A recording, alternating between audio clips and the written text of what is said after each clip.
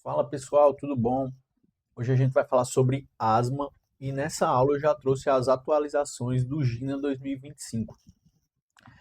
O GINA a iniciativa global para asma, para o tratamento da asma, então eles sempre estão lançando as diretrizes é, de tratamento, de diagnóstico, algumas variações do que é que está sendo aceito, o que é que não está sendo aceito, qual medicação está melhor indicada, tem mais referência nas evidências.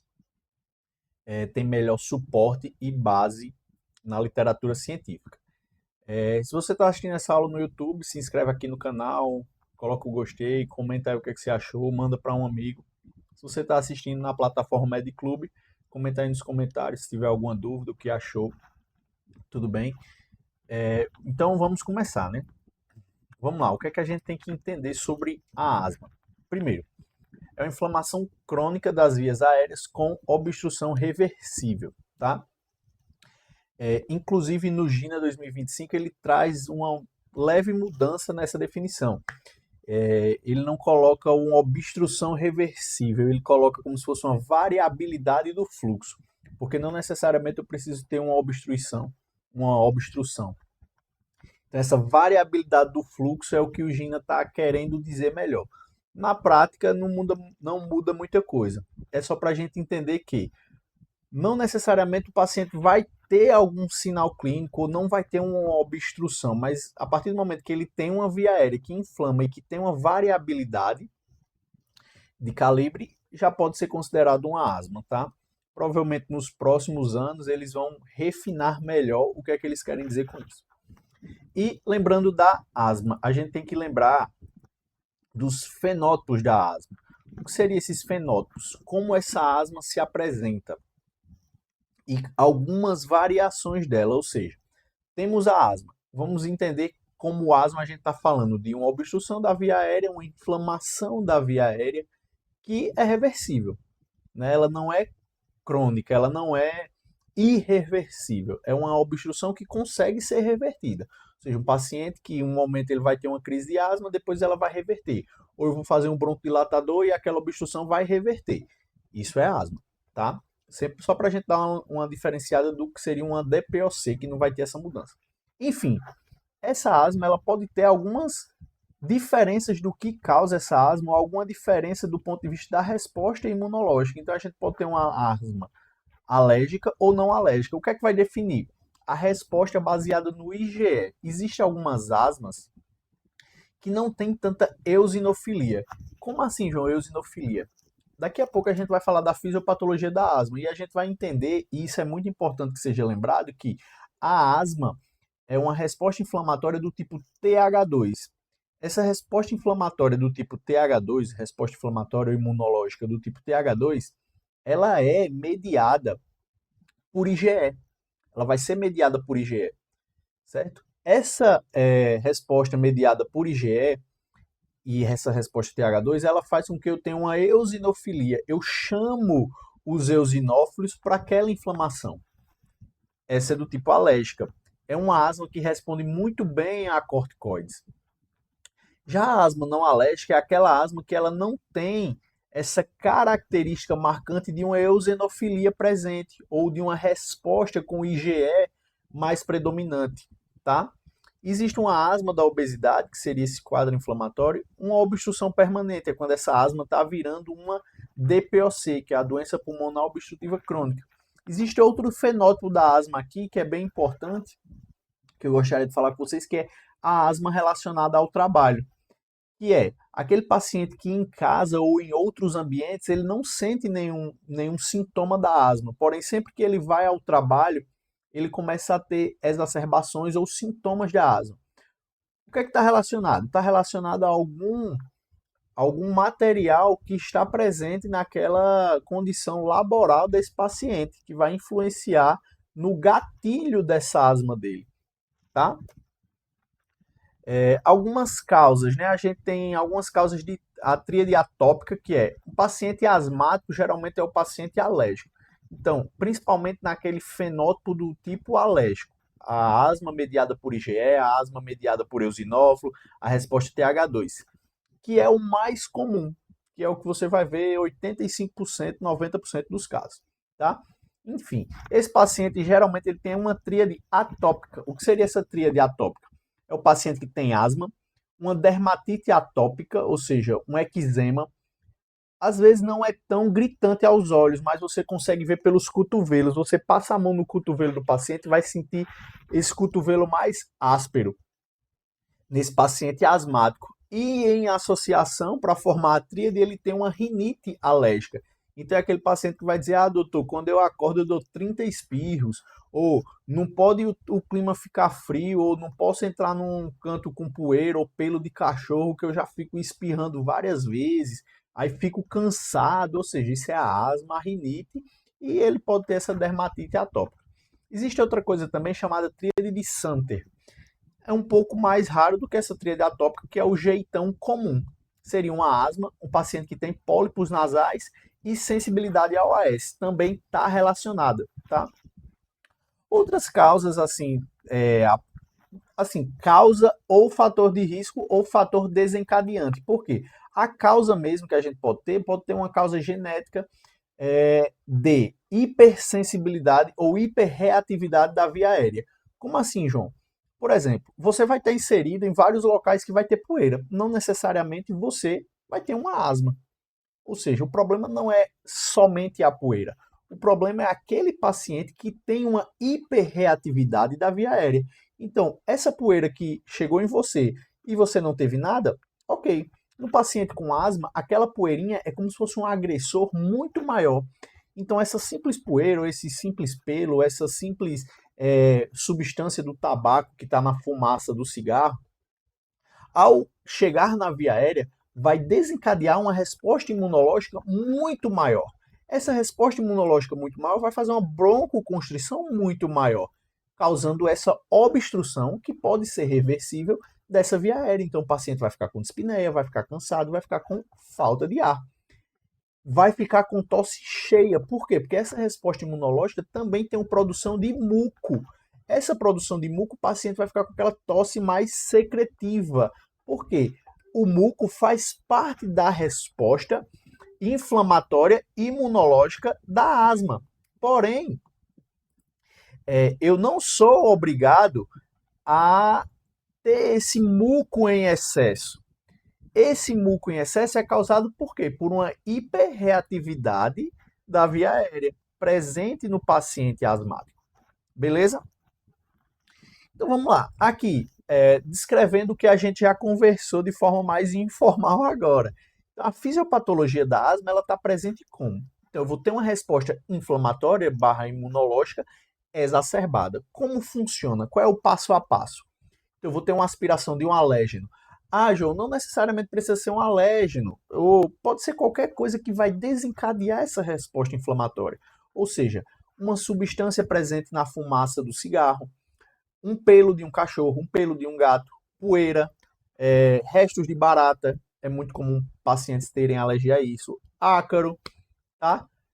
Tudo isso pode desencadear essa resposta. A gente vai falar aqui da asma mais comum, né? Que é aquela asma mediada por IgE, a asma eosinofílica, a asma do fenótipo alérgico. Então, como é que funciona? Eu vou ter a aspiração desse alérgeno, vou ter células dendríticas fagocitando esse alérgeno ou esse atópico que vai inflamar ou vai resultar nessa resposta imunológica. Essas células dendríticas vão apresentar esse alérgeno. Vamos usar como exemplo um pelo de gato. Então, você aspirou aquele pelo de gato que vai causar a asma ou a hiperreatividade da asma, porque o paciente asmático vai ter a hiperreatividade. Ele vai apresentar, então a célula dendrítica vai fagocitar e vai apresentar o linfócito do tipo TCD4. Ele apresenta como? Através do complexo maior de imunohistocompatibilidade do tipo 2, que é o MHC classe 2. Ele vai lá e apresenta. Ao apresentar esse alérgeno ao linfócito TCD4, no paciente asmático, o que é que vai acontecer? No paciente alérgico, o que é que vai acontecer? Ele vai reconhecer como não próprio aquilo. Através desse reconhecimento não próprio e esse linfócito TCD4 diferenciado no tipo TH2, Ele pode ter C, TH1 ou TH2. Diferenciado nesse tipo TH2, ele vai começar a liberar interleucina 4, interleucina 5, tá? Essa interleucina 4, interleucina 5 vai estimular o quê? A degranulação de mastócitos. Vai estimular também a ativação de células B, ou seja, de linfócitos B, a se tornarem plasmócitos. Esses plasmócitos vão secretar anticorpos, ou seja, o IgE. Esse IgE vai marcar esse alérgeno. O mastócito que já está sensibilizado, ao reconhecer aquele alérgeno através do IgE, ele degranula. Quando eu tenho a degranulação do mastócito, eu tenho o quê? Secreção de histamina e de leucotrieno. O que é que essas histaminas, leucotrienos vão fazer? Vão aumentar a produção de muco, vão aumentar a permeabilidade vascular, causando edema, vão causar constrição, ou seja, contração da musculatura lisa brônquica, causando uma broncoconstrição. Então o paciente vai ficar com essa via aérea aqui, ó, uma via aérea inflamada, broncoconstrita e cheia de muco, tá? Ó, aqui seria mais ou menos como funciona. Então aqui a gente tem essa via aérea, ó. Aqui eu vou ter broncoespasmo, então o ar não vai passar tanto.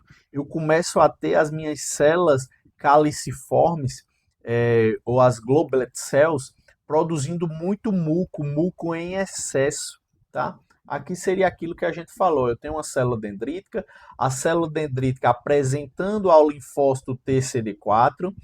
Esse linfócito TCD4 do tipo TH2 é quem vai mediar a resposta. Esse linfócito TH2, ou seja, o linfócito TCD4 do tipo TH2, vai sensibilizar as células B. As células B, que são os plasmócitos, né? Células B, ou seja, linfócitos B, é quem produz o anticorpo. E qual é o anticorpo que ele vai produzir? O IgE, porque lembra que essa asma ela é mediada por IgE, principalmente a asma alérgica. Esse IgE vai marcar o alérgeno. Então, se eu tenho alergia a essa caixa, o que é que o linfócito B vai fazer? Vai produzir IgE. O IgE vai e marca. Quando o plasmócito vem e reconhece aquela célula marcada, ele degranula. Quando o mastócito degranula, eu libero leucotrienos e histamina. Aí eu tenho aumento da contração da musculatura lisa, causando broncoespasmo. Eu tenho aumento da produção de muco, beleza? Estímulo de tosse, tá? Tudo isso vai acontecer por meio dessa resposta aqui, ó. Essa célula a gente consegue visualizar de forma imunológica, tá? Beleza. E como é que funciona essa clínica da asma? A asma é uma doença meio simples de você entender o que é que está acontecendo ali. Obviamente que manejar ela é difícil, entender como eu posso ajudar esse paciente sem causar tantos danos a ele, ou como eu vou dar o melhor tratamento a ele, é difícil. Porém, entender o que está acontecendo ali dentro, fisiopatologicamente, não é tão difícil assim. É tranquilo. O que é que a gente tem que entender? Ah, João, é muito mediador, eu não gosto de decorar isso, eu não consigo entender essas coisas. Lembra que a asma é uma resposta mediada do tipo TH2. Várias questões gostam de cobrar isso. Qual é a resposta mediada da asma? É TH1 ou é TH2? É TH2. Se você conseguir lembrar de mais um detalhezinho, lembra só que essa resposta TH2 vai ser uma resposta rica em eosinófilos. E a asma que tem eosinófilos vai responder muito bem a corticoides. Então, algumas questões e alguns tratamentos vão utilizar o eosinófilo como parâmetro para saber se eu utilizo esse corticoide, às vezes até sistêmico, em uma asma refratária ou não. Beleza? Porque se tem eosinofilia, eu sei que talvez o corticoide vai me ajudar ali a combater essa inflamação. Agora, se não tem eosinofilia, será que vai valer a pena eu utilizar realmente um corticoide para aquilo? Tá? Então vamos lá. Qual é a história clínica? Vou começar aqui um pouquinho do final. Os desencadeantes, né? E tudo isso que a gente falou são os alérgenos, agentes irritantes como pólen, resto de barata, resto de aranha, tá? Exercício físico pode desencadear essa asma. Infecções, ou seja, viroses, podem desencadear essa asma, tá? Aqui a gente está falando de desencadeantes. é diferente de fator de risco para ter asma. Desencadeante é o que vai gatilhar aquele paciente a ficar sintomático, tá? Os fatores de risco, as causas, são o que vai causar o paciente ter aquela hiperreatividade presente na asma. Qual é a história clínica desse paciente? É um paciente que vai ter tosse, vai ter dispneia, principalmente quando ele está sintomático. Essa tosse, principalmente no fim da noite ou pela manhã, tá? Dispneia, quando o paciente está numa exacerbação. Uso de musculatura acessória, o paciente vai utilizar aquela musculatura costal para respirar com mais força. Pode ter presença da retração da fúrcula external. Então, você vê o paciente respirando e aqui fazendo um buraquinho. Tá? O paciente vai ter desconforto torácico, geralmente está associado a histórias de atopia, ou seja, o cara que é alérgico a várias coisas, rinites alérgicas, tá? E esses sibilos intermitentes. O que é o sibilo? O sibilo é quando o ar ele quer passar, mas ele está obstruído. Então ele vai fazer um assobio quando ele passa. Então ele vai fazer pi, pi, pi. Isso é o sibilo da ausculta. Por quê? A gente acabou de ver, ó. Eu tenho um broncoconstrição, então quando o ar tenta passar por aqui, ele vai fazer esse assobio, beleza? Obviamente que é intermitente. Por que que é intermitente? Faz total sentido. A asma é uma obstrução reversível, então faz sentido ser intermitente, tá? Geralmente a gente consegue chegar nesse paciente através de um histórico familiar de atopias, de alergias, de doenças de pele alérgicas, tá? E aqui alguns fatores de risco para a asma. Então, lembra bem, fator de risco é diferente de desencadeante. Desencadeante é o paciente que tem asma. Tem asma e o que é que vai desencadear os sintomas dessa asma? São esses desencadeantes. Os fatores de risco é para o paciente ter ou não asma. Então, fator genético muito importante. Uma exposição fetal a alérgenos e mediadores maternos, tá? Um fenótipo predisponente, ou seja, aquele bebê chiador, bebê sibilante, o bebê que tem atopia, ou a criança que tem atopia, ou seja, alergias, dermatites atópicas, tá? A ausência de amamentação exclusiva também é fator de risco. Redução do calibre da via aérea é fator de risco, por quê? Exposição ambiental, como tabagismo. Aquela mãe que fuma, o pai que fuma, tá? Uma estrutura familiar, existe essa teoria da higiene ou desenvolvimento da resposta imune. É o quê? Sabe aquela história do menino criado por vó em apartamento vive doente? Pronto, essa teoria fala um pouquinho disso, que quando a criança é bem novinha e é exposta a brincar no chão, pegar em bicho, o famoso criar anticorpos, essa teoria da higiene diz que essa exposição precoce ao mundo em si previne ou pelo menos não é um fator de risco para a asma. Tá? Baixo nível socioeconômico, uso crônico de antibióticos e infecções respiratórias, histórico do IgE elevado, ou seja, atopia, sensibilização. Resumindo, o paciente alérgico. Exposição ambiental ao tabagismo da infância, ou seja, o que a gente já repetiu algumas vezes, tabagismo, IgE, percebe que são coisas importantes, tá? Criança na infância, menino é mais comum. E a partir da adolescência, meninas é mais comum, tá? Outro fator de risco da asma ocupacional é exposição ambiental, ou seja, aquele paciente que só tem a asma no trabalho. É alguma coisa do ambiente que está sendo exposto. Então, para esse paciente, a gente pode pedir para ele solicitar uma transferência, se for uma grande empresa, mas eu não consigo transferir, eu preciso estar ali. O que é que a gente pode fazer? Eu posso fazer um corticoide inalatório ou um broncodilatador sempre que esse paciente for trabalhar, tá? Tabagismo, de novo, uso de drogas inalatórias, poluição ambiental e obesidade são fatores de risco para essa asma, tá? E aí, continuando nessa história clínica e do exame físico do paciente, como é que vai continuar nessa história clínica? É o paciente, como é o jeitão dele? Paciente que vai chegar para você dizendo que é muito alérgico, que espirra um bocado, que quando é de noite começa umas tosses, de manhã umas tosses, aí de vez em quando tem um chiado no peito, de vez em quando acorda cansado, meio sem ar, puxando o fôlego. Esse é o jeito que o paciente vai lhe falar. O paciente não vai chegar dizendo para você, doutor, eu tenho aqui ó, sibilos intermitentes, eu tenho sentido que talvez eu estou com uma broncoconstrição, será que eu tenho resposta positiva a um broncodilatador? Ele não vai chegar para dizer, ele chegar dizendo que está cansado, tá?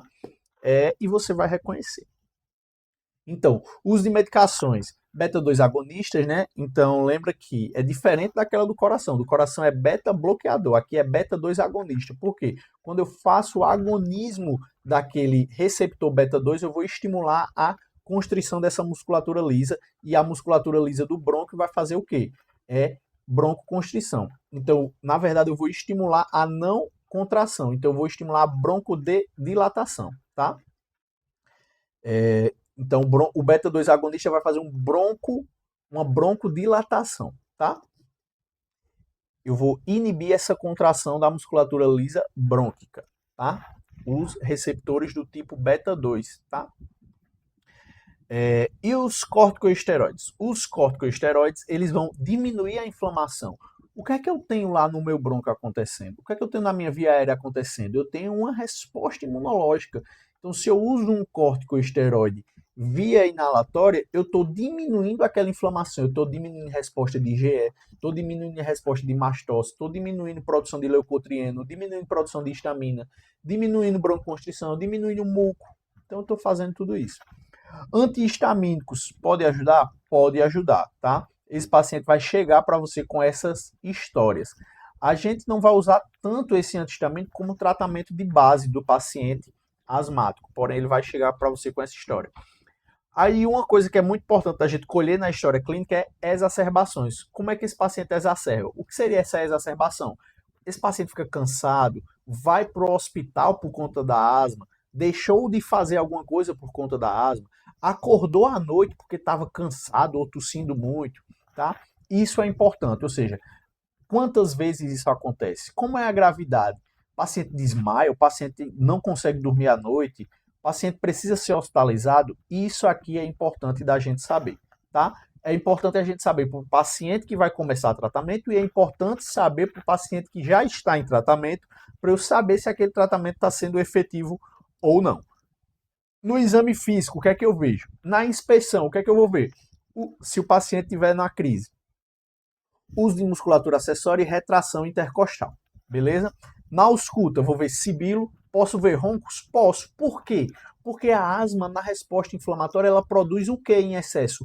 Muco. Se eu tenho muco, catarro, secreção em excesso, eu vou ter roncos de transmissão, tá? Posso ter o murmúrio vesicular diminuído? Posso, quando eu estou numa asma grave. É o chamado tórax silencioso, que é, eu tenho uma obstrução tão grande, tão grande, tão grande, que aquele ar não consegue mais fluir. Se o ar não consegue mais fluir, quando você escuta o murmúrio vesicular na sua ausculta pulmonar, o que você está escutando, na realidade, é o ar batendo na parede do alvéolo. A partir do momento que eu tenho uma obstrução da via aérea, esse ar para de circular e para de bater na parede do alvéolo. Então eu tenho tórax silencioso. Isso é sinal de uma asma grave. Às vezes, pode-se comer bola nesses casos. Por quê? Você escuta o murmúrio vesicular lá do paciente, o paciente sibilando. Aí você vai, fez algumas coisas para esse paciente, depois de um tempo você vai reavaliar. Quando você vai reavaliar, você escuta o tórax silencioso, ou seja, você nem escuta o murmúrio vesicular. Aí o que é que você acha? Ah, tá limpinho o pulmão, parou os sibilos, está dando certo. Você não escutou o murmúrio vesicular, mas você acredita que é porque está limpinho. Na realidade, esse paciente está agravando, ele está em um tórax silencioso. Já obstruiu tanto que daqui a pouco ele vai ter uma dispneia, uma insuficiência respiratória, pode evoluir com uma parada. Tá? Outros achados do exame físico, sinais de atopia, essa dermatite atópica, tá? E no diagnóstico, então vamos dar o diagnóstico desse paciente. Primeiro, o diagnóstico pode ser clínico, tá? Eu não tenho essa obrigatoriedade de usar a espirometria. Obviamente, a espirometria vai ser o padrão ouro para a gente dar esse diagnóstico da asma. Porém, a clínica do paciente pode me dar o diagnóstico da asma. O que seria a clínica? Tudo isso que a gente falou, tudo isso que a gente conversou. Se você encontra uma pessoa, essa pessoa tem asma. Uma pessoa que sibila, uma pessoa que cansa, uma pessoa que teve exacerbação, uma pessoa que melhorou usando salbutamol, tudo isso, tá? Então, diagnóstico pode ser clínico. E na espirometria? Na espirometria, a gente vai usar essa relação, ó, que é o volume expirado forçado em um segundo, o VF1, dividido pela capacidade vital forçada. Ou seja, esse índice aqui é o que a gente vai chamar de índice de Tiffenot. Esse índice de Tiffenot nada mais é do que eu dividir o VF1 pelo CVF. Se tem menos do que 70%, significa que eu tenho asma? Não. Significa que eu tenho uma obstrução. Essa obstrução pode ser uma asma? Pode ser. Mas pode ser também o quê? Uma DPOC. Como é que eu vou diferenciar? A asma, ela é reversível. Então, quando eu faço o broncodilatador, o meu VF1 vai aumentar mais do que 12%, certo? Mais do que 12%, ou 200 ml em volume. Esse VF1 geralmente ele é em torno de 4 litros e a CVF é em torno de 5 litros.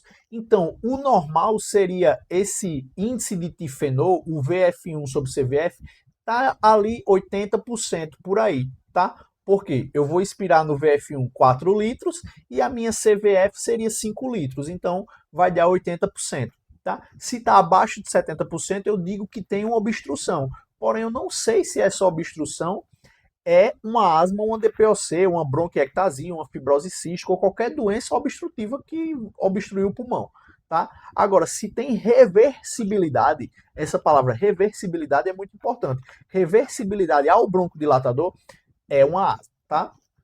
Pelo menos 12% e ou 200 ml do VF1, tá? Outra coisa que favorece a gente é a ver a asma. No laboratório, eu tenho um aumento de IgE, eu tenho eosinofilia, beleza? E aí, como é que a gente classifica essa asma? O GINA, ou seja, a maior referência para asma, que é o GINA, ele classifica a asma em steps. Então, eu posso ter uma asma no step 1, step 2, step 3, step 4, até o step 5. Quando é que eu digo que essa asma é step 1?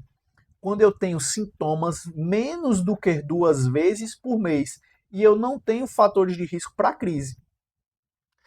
E uma asma step 2. João, eu tenho que saber essa asma do step 1 ao step 5? Tem. Por quê?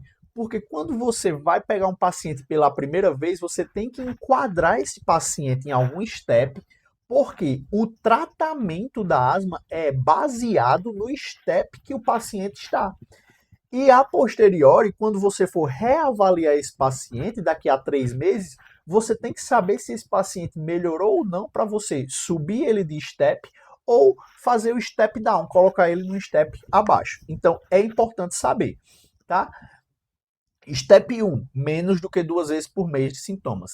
Step 2, ela tem sintomas mais do que 2 vezes por mês, porque se fosse menos do que 2 vezes por mês, era step 1. Porém, ela tem menos do que 4 a 5 dias na semana, ou seja, menos do que 4 a 5 dias na semana ela vai ter sintoma, tá? Ou seja, ela tem mais do que 2 vezes por mês, porém menos do que 4 a 5 dias na semana. Então, no máximo, ela pode ter o quê? Uma vez por semana ou 2 vezes por semana, no máximo. Pelo menos ela só pode ter pelo menos uma vez na semana. Se ela tem mais do que uma vez por semana, tá? Ou quer dizer, se ela tem mais do que a maioria dos dias na semana, ela tem uma asma step 3. Então vamos lá, relembrando. Step 1, eu só posso ter sintomas até 2 vezes, de 2 vezes ou menos por mês. Step 2, eu tenho mais do que 2 vezes por mês, porém menos do que 4 a 5 dias na semana. Isso significa o quê? Que eu não posso ter sintomas na maioria dos dias da semana. Porque se eu tenho sintomas na maioria dos dias da semana, eu estou numa asma step 3, tá? João, e se eu não tiver esses sintomas na maioria dos dias da semana, eu sou step 2? É. Porém, se você tem sintoma pelo menos uma vez à noite, pelo menos uma vez na semana, teve um sintoma noturno é grave. Por quê? Porque você está acordando por conta da asma. Se teve pelo menos uma vez, foi só uma vez que eu acordei à noite. você já está no step 3, beleza? E o step 4 é o paciente que tem sintomas quase que diariamente, ou acorda mais do que uma vez por semana. Lembra que eu falei, acordou uma vez é step 3. Agora, se acorda mais do que uma vez, é step 4, beleza? Isso a gente está falando do acordar, do despertar noturno. Agora, vamos supor que esse paciente não acorde noturno. Se ele tem sintomas na maioria dos dias, ou seja, 4 dias na semana, 5 dias na semana, 6 dias na semana, ele está no step 3. Na asma tipo 4, é o paciente que tem todo dia a asma. É uma asma já persistente e grave. É o step 4. E o step 5 é aquele paciente que é refratário a o step 3 com tratamento. Você foi para o step 4, tratou e ele continua refratário. Ele continua tendo sintomas todos os dias. Ele continua acordando à noite. É o paciente que mesmo com doses altas, ele continua com a asma. É o paciente do step 5. Beleza? E aí, como é que eu vou reavaliar esse paciente?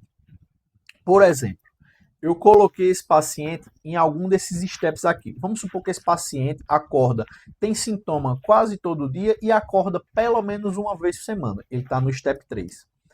Aí beleza, aí eu comecei o tratamento para ele. A gente vai chegar no tratamento. Mas vamos lá, eu fiz o tratamento para ele.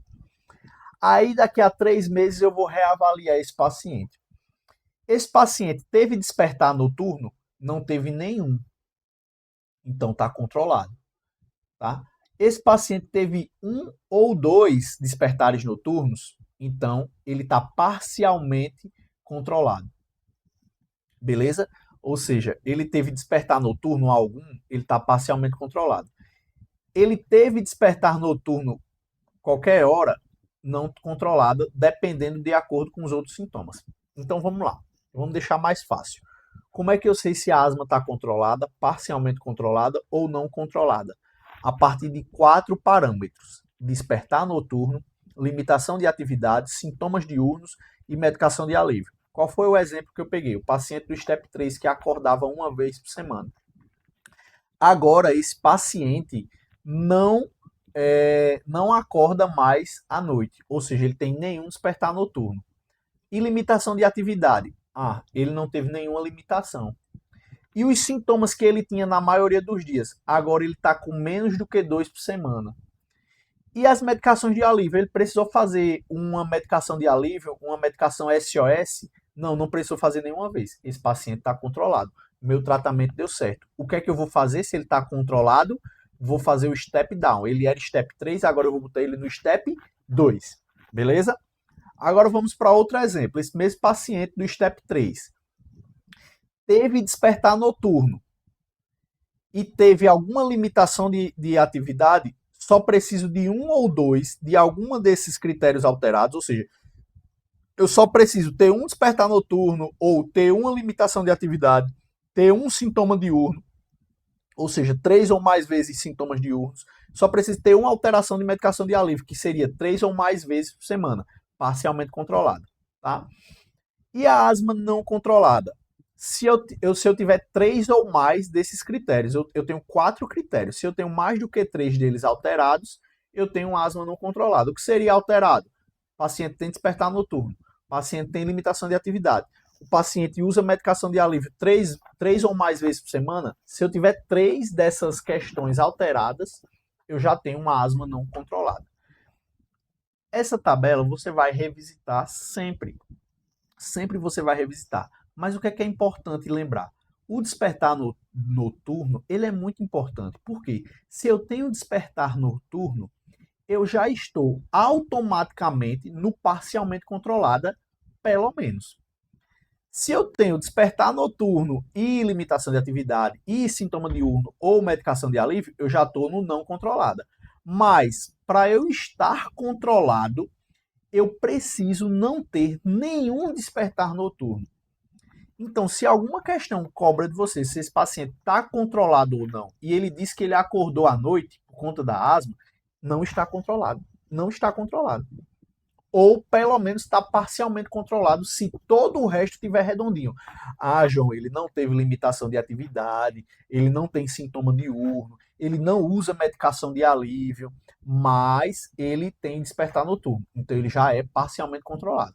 Para eu dizer que o paciente está controlado, ele não pode ter despertar noturno, não pode ter limitação de atividade, só pode ter sintoma diurno pelo menos até 2 vezes por semana e medicação de alívio só pode usar até 2 vezes por semana. Beleza? Ok. Eu faço essa mudança do STEP quando? Após 3 meses. Então você fez o diagnóstico do paciente, colocou ele em alguma coisa dessa, sei lá, um STEP 4 desse. Daqui a 3 meses eu reavalio. Melhorou, controlou, está na controlada, faço o step down. Não está controlada, se está parcialmente controlada, eu posso otimizar ali a medicação, ensinar o paciente a usar melhor, tá? Beleza. Se ele não está controlado, eu faço o step up, coloco ele no step assim.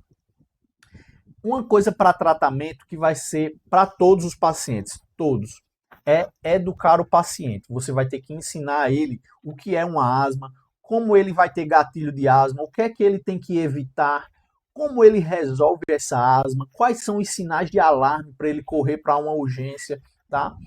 Tem que imunizar esse paciente para influenza. É interessante também que faça para pneumococo, tá? Vou afastar os gatilhos, vou afastar o paciente de poeira, dos alérgicos dele, dos alérgenos dele e checar a adesão ao tratamento. Checar a adesão ao tratamento é o quê? O tratamento da asma, ele é feito principalmente com aquelas bombinhas.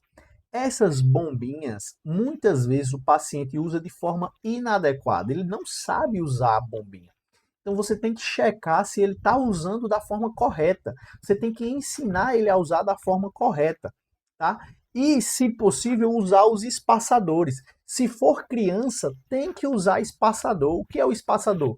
É uma máscara com um tubo que você coloca a bombinha, aperta dentro do espaçador e aquele paciente vai respirando pela máscara. Você garante que o paciente utilizou aquela medicação, tá? Se é um paciente adulto que não quer usar o espaçador ou não tem o espaçador, você vai agitar a bombinha, você vai soprar o ar, aperta e puxa. Aqui, ó, na sua frente. Você não vai colocar na boca, você não vai colocar do lado, você não vai colocar no pescoço, não. É aqui na frente, tá?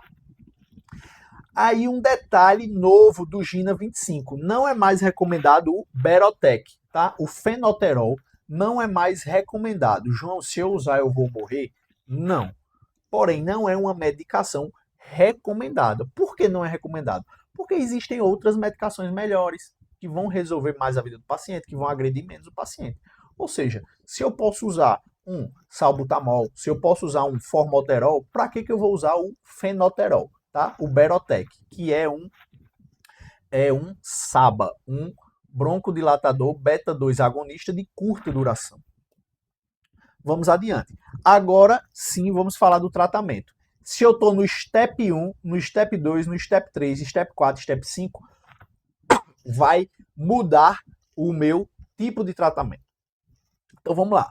Para adultos, né, e adolescentes acima de 12 anos, o que é que a gente vai fazer? Vou fazer ICS, corticoide inalatório, tá? O corticoide inalatório. Esse corticoide inalatório em dose baixa, mais o formoterol. É muito comum e o mais famoso é falar o budiforme. O que é o budiforme? É o budesonida, que é um corticoide inalatório, mais o formoterol, que é um beta-2 agonista de longa duração, ou seja, é um LABA, tá? João, mas esse paciente está com asma no STEP 1. Eu só vou usar conforme necessidade, certo?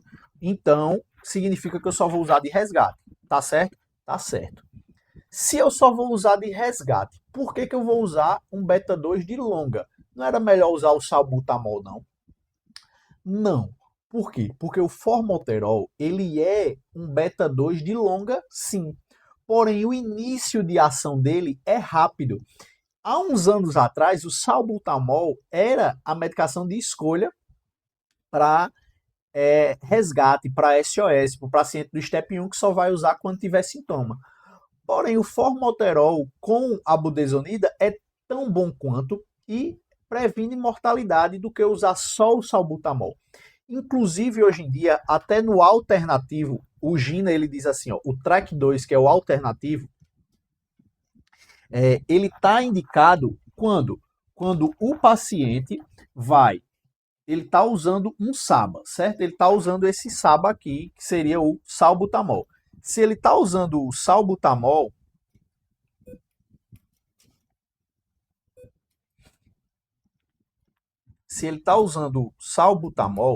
o que é importante para ele?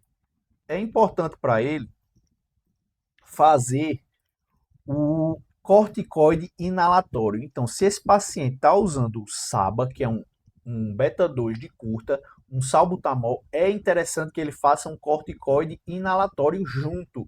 Por quê? Porque usar o SABA, o salbutamol, sozinho, faz com que o paciente tenha mais exacerbações, tá? Ele aumenta a morbidade desse paciente. Então, sempre que usar um salbutamol de resgate, usa um corticoide inalatório junto, nesse paciente do STEP 1, tá? E no STEP 2, budiforme também. É um ICS, que é o corticoide inalatório, budesonida, pode ser fluticasona, mometazona, pode ser qualquer um desses, mas a budesonida é o mais comum e o mais conhecido, mais o formoterol em baixa dose, conforme a necessidade. Oxi, João, então o Step 1 e o Step 2 é a mesma coisa, né não? É a mesma coisa. O que é que muda? Nesse Track 2, ou seja, no alternativo, eu posso fazer no Step 2 um corticoide inalatório diariamente e um SABA só se necessário. Ou seja, eu tenho duas opções no Step 2. Eu posso fazer o Budiforme, que é o corticoide mais o formoterol. Quando eu for falar budiforme, leia corticoide mais LABA. Pode ser outro beta-2 de longa? Pode, mas o que é que o GINA recomenda? O formoterol. E o corticoide inalatório? Pode ser outro sem ser o budesonida? Pode, mas o que é que o GINA fala que é melhor? O budesonida, e o budiforme é o mais famoso. Então, quando falar budiforme, entenda que é o tratamento do corticoide inalatório mais formoterol. Beleza. O que é que o GINA recomenda? Que na etapa 2, no step 2, eu faça o budiforme, se necessário, como tratamento prioritário. Ou eu posso fazer diariamente o budesonida e deixar o SABA, que seria um salbutamol, por exemplo, que é um beta-2 de curta, só se necessário. Beleza? E no step 3? O step 3 é o que muda. Eu vou fazer o budiforme em dose baixa de manutenção, mas conforme necessário. O que seria isso? Eu vou usar o budiforme tanto para manutenção quanto para resgate. Essa medicação mudou muito as coisas. Por quê? Porque agora eu não preciso de duas medicações. A mesma medicação que eu faço a manutenção é a medicação que eu vou usar no resgate também. O que seria isso do resgate? É quando eu tenho sintoma, aí eu uso ela também. Por quê? Porque o formoterol é um beta-2 de longa? É, mas ele tem o início de ação rápido, tá? Então, Step 3 melhorou muito a facilidade, esse GINA 2025 melhorou muito como tratar esse paciente. Então, Step 1 e Step 2 é a mesma coisa, é budiforme só se necessário. No Step 3 é budiforme em dose baixa.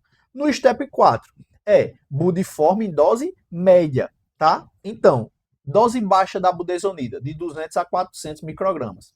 Dose média, 400 a 800. Dose alta, maior do que 800 microgramas. Isso é bom lembrar, tá? Aí o track 2, ou seja, a alternativa no step 4. Eu posso fazer um corticoide inalatório com um LABA em dose média, tá? Mais um SABA. Seria o case, traduz para mim.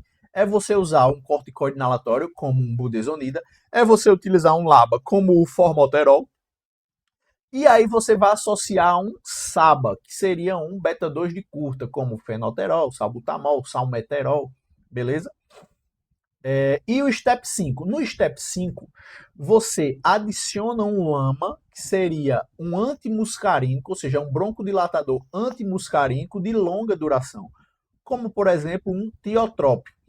E aqui no step 5, você pode considerar adicionar alguns biológicos. Desses biológicos, eu queria que vocês lembrassem do mepolizumab, que é o anti-interleucina 5, beleza? E o montelukast, tá? Esse montelukast é o antileucotrieno, beleza?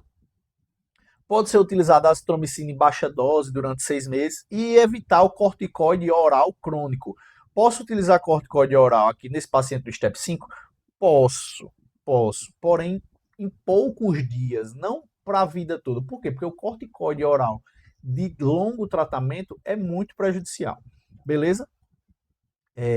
Para criança de 6 a 11 anos, você pode utilizar o SABA de resgate, mas sempre que utilizar, utiliza o corticoide inalatório.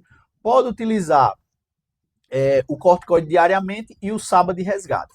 Pode utilizar a partir do STEP 3, o que é que muda do adulto e adolescente para criança de 6 a 11 anos. No adulto e adolescente, eu já posso usar o Budiform desde a STEP 1. Para criança de 6 a 11 anos, ele indica começar o Budiform a partir do STEP 3, beleza?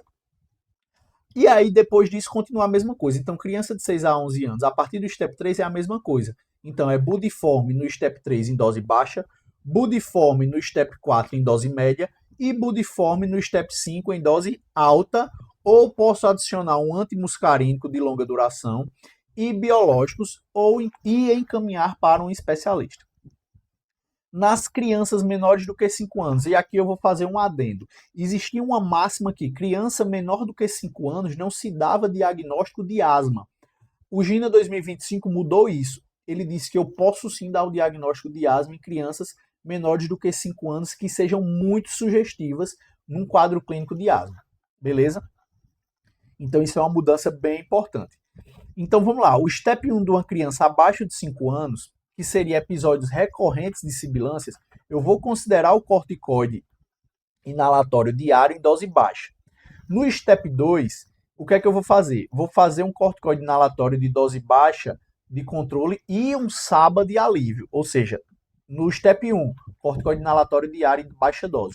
No STEP 2, continua a mesma coisa e adiciono o SABA de alívio, tá? Que seria um beta 2 de curta. Se não deu certo e o paciente foi para o STEP 3, eu coloco um corticoide inalatório de média dose. A diferença aqui da criança menor do que 5 anos é que, quando é que eu considero especialista para adolescente e adulto? STEP 5. Quando é que eu considero especialista em criança de 6 a 11 anos? STEP 5. Quando é que eu considero especialista para criança abaixo de 5 anos? No STEP 4. Essa é uma mudança importante, tá? E considero um ICS mais LABA, ou seja, um corticoide inalatório mais o beta 2 de longa. Por que a gente não usa o beta 2 de longa desde o começo, João? Já que o beta 2 de longa é muito bom, principalmente o formoterol. Porque o beta 2 de longa para crianças ele tem algumas contraindicações, tá? Então, no STEP 5, eu continuo indicando para o especialista, porque eu já estava indicando no STEP 4, e aqui eu já vou em outras alternativas mais pesadinhas, como um corticoide inalatório em dose alta, um corticoide sistêmico com muita moderação, tá? Considera um montelukast, que é um inibidor de leucotrienos. Beleza? Essa parte é a parte mais importante da aula, essa que a gente acabou de falar, é como eu vou tratar o paciente. Beleza? Então vamos lá. Eu posso fazer o dipriprionato de beclometasona, o beclometasona HFA, budesonida, ciclozonida, fluticasona, propionato de fluticasona ou furuato de fluticasona. Posso fazer a mometasona ou a triancinolona. Que é esse nome, João, pelo amor de Deus? Todos esses são corticoides inalatórios, tá? Então, a gente não estava falando que era um ICS mais um LABA.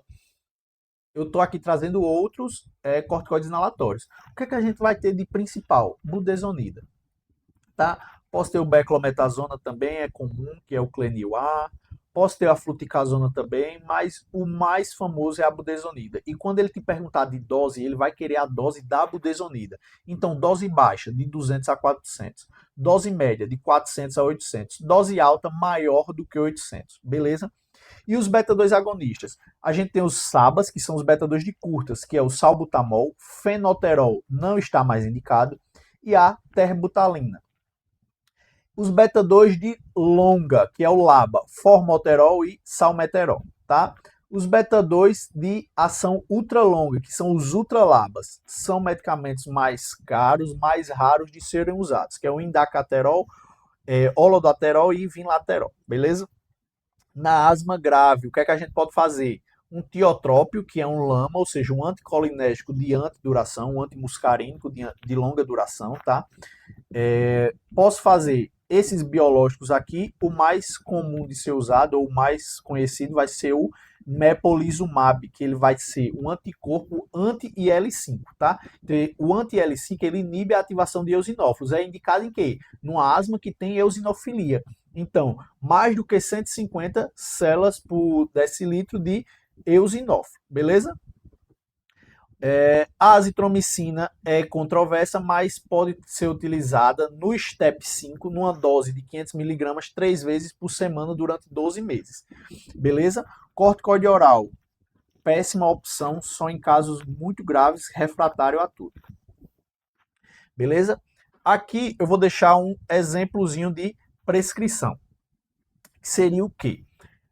No STEP 1 e no STEP 2, o que é que você vai fazer? Um puff de Budiforme, tá?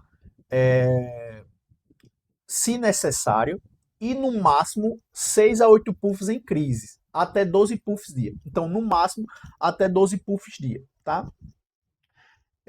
João, não entendi não, vamos lá. Pronto, a gente falou que você não ia fazer o Budiforme, como é que você vai prescrever para o paciente? Você vai prescrever um puff do Budiforme, tá? Por dia, se necessário. Porque lembra que o STEP 1 e o STEP 2 é só se necessário. O paciente não vai usar diário, ele vai usar se necessário. Se a crise tiver grande, eu posso fazer de 6 a 8 puffs. Lembrando que, no máximo, até 12 puffs por dia. Mais do que isso, é bom procurar urgência, tá?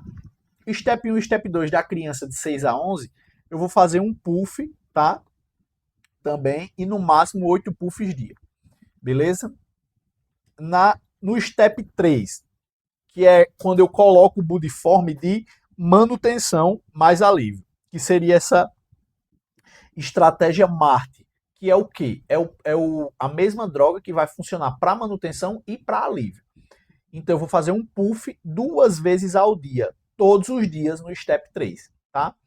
Mais um puffzinho se necessário, se o paciente estiver cansando. No máximo eu faço 12 puffs por dia, tá? Para criança de 6 a 11 é a mesma coisa e 8 puffs no máximo. No STEP 4, eu vou fazer 2 puffs 2 vezes ao dia, todos os dias, de manutenção. Mais um puff se necessário, no máximo de 12. O que é que mudou do STEP 3 para o STEP 4? Em vez de fazer um puff 2 vezes ao dia, eu vou fazer 2 puffs 2 vezes ao dia. No STEP 5, eu vou fazer igual o STEP 4, porém eu adiciono um LAMA, que seria um tiotrópio, ou algum biológico, como o mepolizumab, ou azitromicina, bem controversa essa história do azitromicina. Algumas dicas importantes.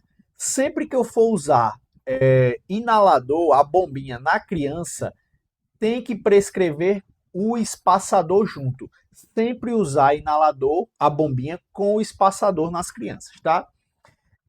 Nunca prescrever só formoterol ou só salbutamol para criança ou adulto, tá? Isso aqui é para adulto também. Sempre que for fazer só formoterol, só salbutamol, fazer um corticoide inalatório junto. Por quê? Porque se eu faço só os broncodilatadores, eu aumento o risco de exacerbação. Se eu ultrapasso a dose máxima, ou seja, mais do que 12 puffs ou mais do que 8 puffs, e o paciente ainda não melhora, eu estou indicado a iniciar um corticoide sistêmico, um prednisolona, via oral, por exemplo, ou se o paciente não tiver como ingerir via oral, fazer uma hidrocortisona endovenosa. Beleza? Porém, no máximo até 7 dias, 5 a 7 dias, tá? O GINA 2025 trouxe como o que de reforço? Que essa estratégia MART, tá, é preferencial para reduzir as exacerbações. Por quê? Essa droga, o Budiforme, é uma droga muito boa, porque ela consegue tratar de manutenção, consegue tratar de alívio e ela reduz exacerbações. É por isso que cada vez menos a gente está usando só salbutamol, beleza? E se for usar o salbutamol, por exemplo, de SOS, ou porque é só o que tem que fazer o corticoide inalatório junto. Porque usar só salbutamol aumenta o risco de exacerbações. Beleza? Resumo da ópera aqui do GINA 2025 nos tratamentos. Step 1 e Step 2 é budiforme de resgate, ou no Step 2, posso considerar manutenção, tá? Em baixa dose. No Step 3, é budiforme em baixa dose de manutenção, um puff todos os dias. No Step 4, é budiforme em dose média de manutenção, 2 puffs 2 vezes ao dia. No Step 5, é budiforme em dose alta de manutenção, tá? 2 puffs, obviamente, com um budesonida maior, budesonida de 400 ou mais. E adiciono um LAMA, que é o tiotrópico. No Step 5, considero biológico, como o mepolizumab ou montelukast. Resumo da ópera é esse. É budiforme para todo mundo, beleza? No Step 1 e Step 2, só de resgate. No Step 3, dose baixa. Step 4, dose média. Step 5, dose alta. Beleza? Isso aqui é do GINA 2025. Alguns GINAs anteriores, ele colocava no Step 4, budiforme em dose média alta. O GINA 2025 tirou isso. Step 4 é dose média. Se for usar dose alta, é Step 5. Beleza? E nas exacerbações de asma, o que seria? É um episódio agudo de piora. O paciente piorou de forma aguda. Então, estava saindo de casa e cansou, ficou com antispneia, dificuldade de respirar, um sibilo alto, chiado no peito, tossindo muito. É aquele episódio agudo. Geralmente, o paciente da exacerbação, ele vai para o hospital. Ou o paciente já mais educado da sua asma, quando tem uma exacerbação, já vai usar a bombinha de resgate. Então, se esse paciente usa o budiforme lá, 2 puffs, 8 da manhã e 8 da noite, de 12 horas, por exemplo. O paciente começou a ter esse episódio agudo de piora, ele já pega a bombinha dele e já usa de resgate. Lembra daquela estratégia MART, que é o paciente que vai usar de manutenção e de resgate, tá? Quais são as causas? É aquele paciente que está controladinho, está bonitinho da asma, mas pegou uma gripe, fez um exercício físico intenso, teve um estresse muito grande, tá?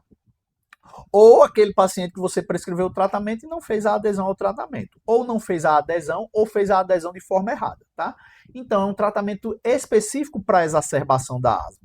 E eu vou classificar também essa exacerbação. Eu vou classificar essa crise em leve, moderada, crise grave e crise muito grave. Por que eu tenho que classificar, João? Que chato. Eu tenho que classificar para tratar de forma eficaz. Crise leve e moderada é quando o paciente consegue falar uma frase completa, não tem uso de musculatura acessória e a saturação dele é maior do que 90. O pico de fluxo, que é tipo uma canetinha que você sopra, que também serve para você fazer diagnóstico de asma, se você tem variabilidade, ou seja, se você tem o pico de fluxo lá, o peak flow, sopra e você tem uma variabilidade mais do que 20% durante o dia, você tem asma, tá? Isso é para uso diário. Geralmente não é muito usado não aqui no Brasil para dar o diagnóstico da asma de modo rotineiro. Eu vejo muito pouco. Agora, mas é utilizado, tá? Não quer dizer que não é utilizado, não. Eu estou dizendo que eu vejo pouco. O pico de fluxo para essas exacerbações também pode ser utilizado. O GINA também diz que eu posso ter mais do que 50% de pico de fluxo, é uma crise leve a moderada. Se eu tenho um pico de fluxo menor do que 50%, eu já estou numa crise grave. E na crise grave você consegue ver também porque o paciente vai falar por palavras. Por que ele fala por palavras? Ou seja, oi, estou dando aula aqui, agora. Por que ele fala assim? Porque ele está cansando muito, ele está com dispneia. É um paciente que vai estar agitado. Por que ele vai estar agitado? Porque ele está com pouca oxigenação. É um paciente que vai ter uma saturação menor do que 90%. É um paciente que vai estar taquipneico, com a frequência respiratória maior do que 30. O paciente tem uma frequência cardíaca para compensar aquela hipoxemia maior do que 120 batimentos por minuto. E um pico de fluxo menor do que 50. Isso aqui é o que, João? É crise grave. E a crise muito grave, porque se o paciente está desse jeito e ainda tem outra classificação, mais do que isso, esse paciente agita, porque depois que ele agita, depois que ele passa desse estágio de tentar compensar, ele está tentando compensar, ele está respirando mais rápido, ele está batendo o coração mais rápido. Depois que ele passa por isso, que ele entra em fadiga respiratória, ele vai para isso aqui, ó, para uma crise muito grave, que é o paciente com sonolência, confusão mental, acidose respiratória, insuficiência respiratória e aquele tórax silencioso que eu falei para vocês. Beleza, o que é que a gente vai fazer? Um beta-2 agonista de curta, ou seja, um salbutamol de 4 a 10 puffs. Vou fazer oxigênio suplementar se o paciente tiver com saturação menor do que 93%. A minha meta é que ele fique entre 93% e 95%, pelo menos, tá? Corticoide sistêmico via oral, vou fazer prednisolona 1 mg quilo, no máximo de 50 mg via oral. Se ele não consegue via oral, posso fazer a hidrocortisona endovenosa, 100 mg ou 500 mg. Brometo de hipatrópio, tá? Que é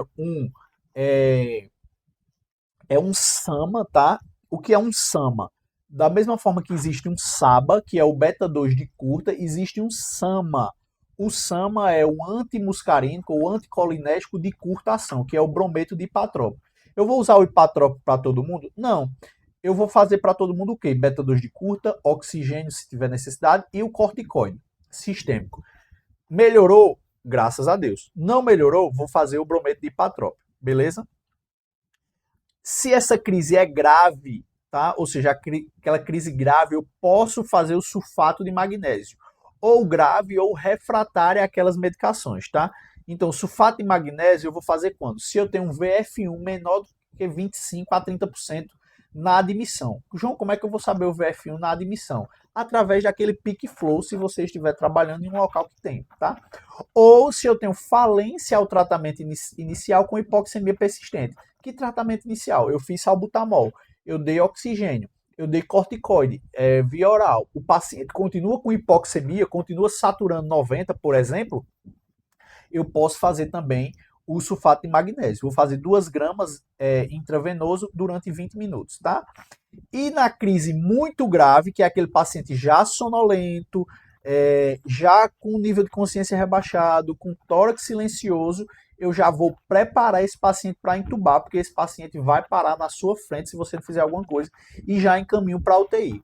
Beleza, resolvi essa exacerbação, tudo certo, paciente melhorou. O que é o paciente melhorar? É o paciente que não está com dispneia, mesmo em ar ambiente, é o paciente que não está tossindo ou não está dispneico, já com pelo menos um dia ali, ou algumas grandes horas sem usar o beta-2 de curta, tá? Beleza, vou dar alta a esse paciente. Se esse paciente teve uma exacerbação, eu subo o step dele. João, mas ele me disse que para eu subir o step, eu precisava de 3 meses, ou reavaliar o step, eu reavaliava de 3 meses, via se ele tinha limitação, via se ele tinha despertar noturno, via se ele usava medicação de resgate, via se ele tinha sintomas diurnos, não era aquelas coisas que eu ia olhar? Mas se esse paciente exacerbou, você tratou ele no hospital por conta de uma exacerbação, você vai iniciar a terapia crônica, se ele não tem, ou, por exemplo, o paciente não sabe que tem asma e chegou exacerbando, você inicia a terapia. Agora, se esse paciente tem asma, estava em tratamento e exacerbou, você vai fazer o quê? Você vai subir o step dele. Vai fazer um corticoide via oral, ou seja, o próprio prednisona, tá? 20 mg por dia, de 5 a 7 dias no máximo e 3 a 5 dias se for criança, tá? Retorna esse paciente para você de 2 a 7 dias para você reavaliar. Beleza? E aqui é um quadrinho da exacerbação de asma, tá? O que é que você vai fazer na emergência, no pronto atendimento? O paciente chegou com a exacerbação de asma, o que é que você vai ver? O paciente está confuso, está sonolento, está em tórax silencioso? Tá. Você vai intubar imediatamente e vai solicitar a vaga de UTI e vai ter outras medidas para asma. Não, João, ele não está sonolento, ou tórax silencioso ou confuso. Beleza, se ele não está com isso, é uma asma leve ou moderada. Aí você vai ver, o paciente fala em frases, prefere ficar sentado, não está agitado, não tem uso de musculatura acessória, a frequência está entre 100 e 120, a saturação não está menor do que 90, o peak flow ou VF1 maior do que 50, beleza, é uma crise leve a moderada. O que é que você vai fazer? Beta-2 inalatório, posso considerar o hipatrópio se for refratário, vou fazer oxigênio para manter entre 93 e 95, crianças entre 94 e 98, vou fazer o corticoide oral, vou reavaliar. Se o peak flow ou o VF1 melhorou, eu dou alta, mais do que 60% dou alta. Se esse paciente está numa crise grave, tá? Lembrando, esse da intubação é uma crise muito grave. Aqui, crise grave é o quê? O paciente que fala em palavras, é o paciente que está agitado, tem uso de musculatura acessória, satura menos do que 90, peak flow menor do que 50%, frequência cardíaca maior do que 120. Esse paciente aqui está grave. O que é que eu faço? Faço o beta-2 inalatório e faço o hipatrópio, tá? Paciente leve ou moderado, eu considero o hipatrópio se for refratário ao beta-2. No paciente grave, ou seja, frequência maior que 120, satura menos que 90, eu faço o beta-2, o SABA, o salbutamol geralmente, e faço o hipatrópio para todos os pacientes graves, tá? O oxigênio, mesma coisa, de 93 a 95 e criança 94 a 98. Considere o magnésio, o sulfato de magnésio endovenoso. Lembra aqueles critérios, né? Se o paciente foi refratário a essas medidas aqui, faço o magnésio endovenoso sim, 2 gramas durante 20 minutos intravenoso. Ou se ele chegou com um peak flow menor do que 25%, eu já faço o sulfato de magnésio também. Aqui eu considero um corticoide inalatório, tá? Porém, a recomendação do GINE é, fez o uso de beta-2 de curta, faça o uso do corticoide inalatório também, beleza? Se o paciente está com VF1 ou peak flow menor do que 60%, você pode internar esse paciente para tratar essa exacerbação. Beleza? Aqui só uma diferençazinha rápida entre a DPOC e a asma. Beleza? A asma é uma obstrução reversível. Você faz o bronquidilatador, ela é reversível. A DPOC, ela é irreversível, tá? O que é que caracteriza a asma? É a hiperreatividade brônquica, tá? E inflamação com predominância de eosinófilos. Na DPOC eu vou ter um enfisema e um aprisionamento aéreo, ou seja, eu tenho perda da elastase, da elastina, na verdade, do alvéolo, que não consegue empurrar esse ar para fora, então o ar fica preso. Na asma eu tenho eosinófilo e linfócito TCD4 do tipo TH2. Na DPOC eu tenho uma inflamação mais por linfócito TCD8, tá? Aqui na asma, a inflamação é a partir de TH2, então o corticoide vai funcionar.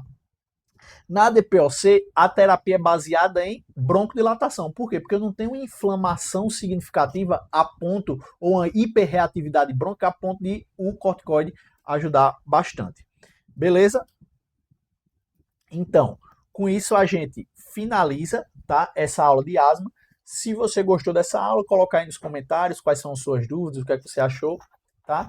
E se você não está inscrito nesse canal, se você está vendo no YouTube, se inscreva e deixa o gostei aí.